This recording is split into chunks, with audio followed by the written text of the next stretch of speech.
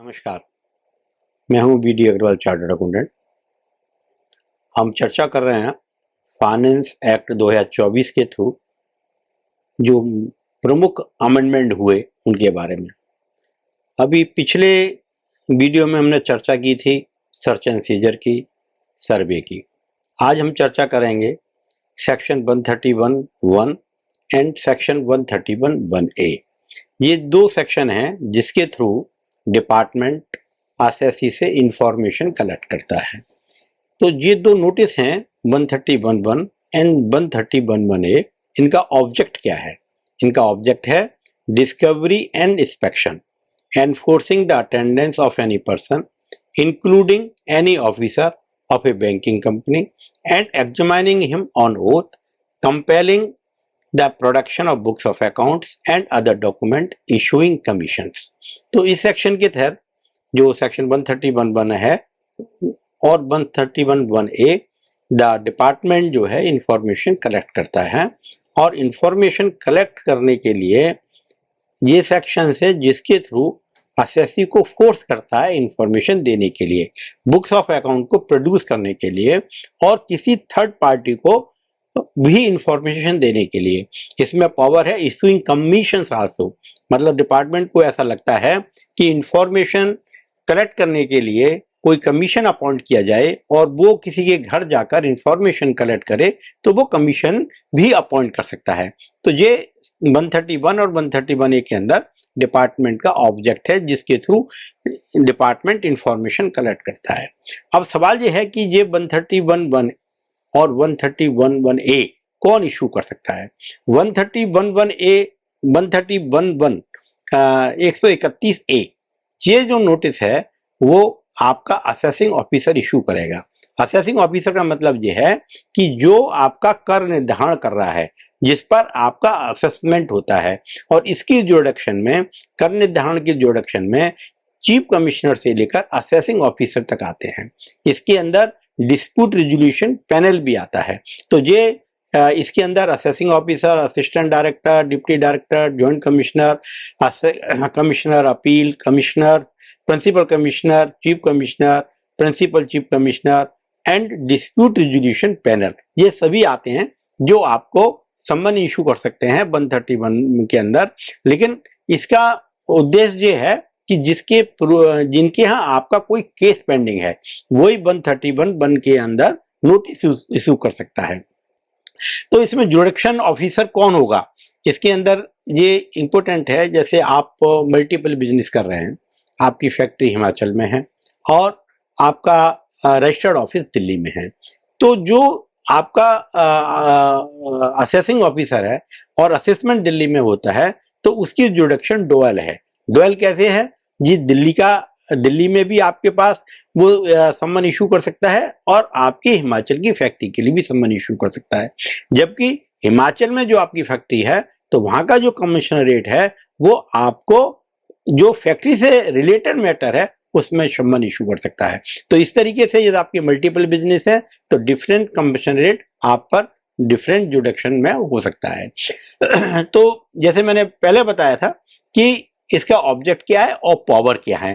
Power almost वही है जो ऑब्जेक्ट को अचीव करने के लिए होती हैं, जैसे to issue summons, to force attendance of any person for being examined on oath और टू कंपेल प्रोडक्शन और books of account and other document if any proceeding is pending.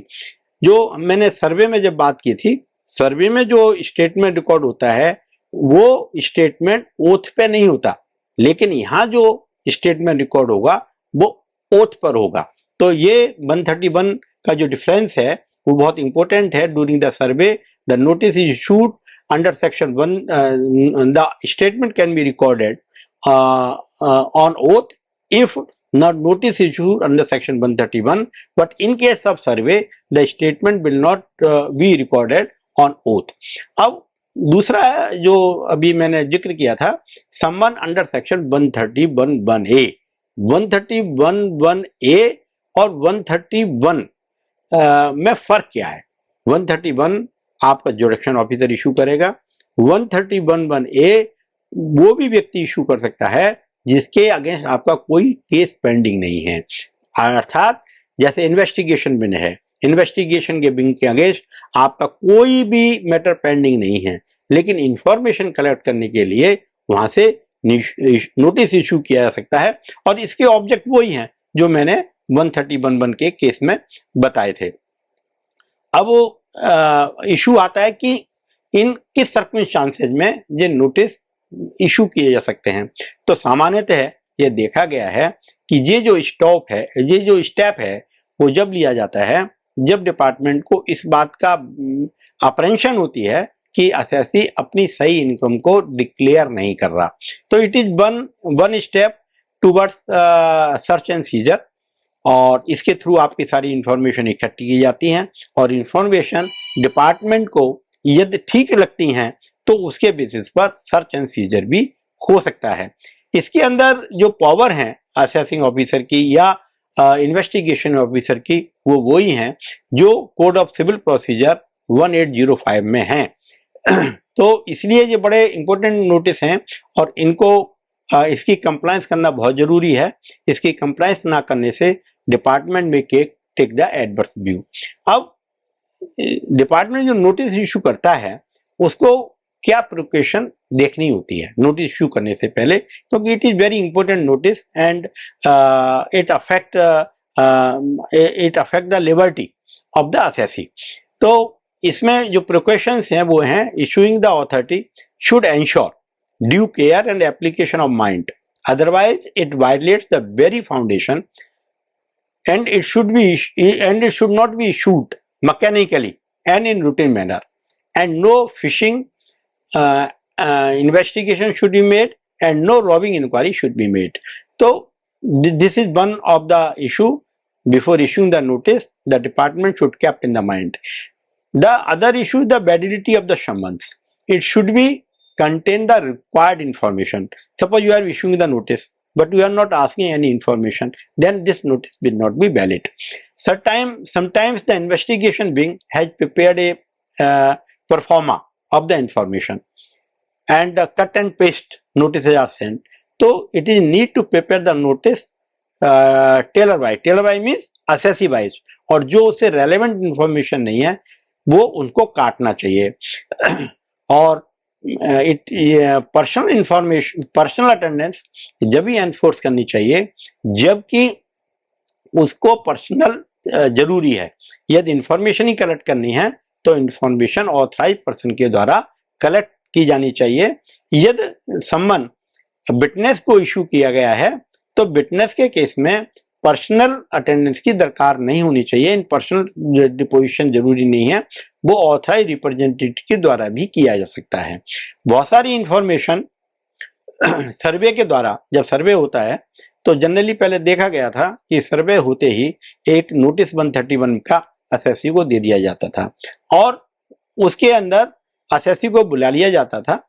लेकिन अब प्रेजेंट सिचुएशन ऐसी है कि सर्वे के दौरान में कोई भी 131 का नोटिस असेसी को इशू नहीं होगा, और यदि कोई इंफॉर्मेशन कलेक्ट करनी है तो उसके लिए 133A इन ब्रैकेट 6 के थ्रू नोटिस दिया जाए ताकि इंफॉर्मेशन कलेक्ट की जा सकती है। अब what are as we have stated these notice are very important and assessee should take care for all the notices. तो it is advise to all the clients that it is advised to all the businessmen to whom the notice are issued under section 131 or 131(1)(a) to make the strict compliance. If you are not making the strict compliance, then for each default there can be imposed a fine of rupees 10,000 and moreover it may cause of the search and seizure and survey. तो मैंने इन दोनों notice जो कि बहुत important हैं इसके बारे में आपको सूक्ष्म में बताया है, और इस संदर्भ में आपने कुछ भी पूछना है, कुछ भी इंक्वायरी करना चाहते हैं तो आप मुझसे पूछ सकते हैं। यदि आपको ये मेरा वीडियो पसंद आया तो लाइक करें और सब्सक्राइब करें, और मुझसे कोई भी इंफॉर्मेशन लेनी है तो आप मेरी ईमेल पर पूछ सकते हैं, मेरे मोबाइल पर पूछ सकते हैं। धन्यवाद।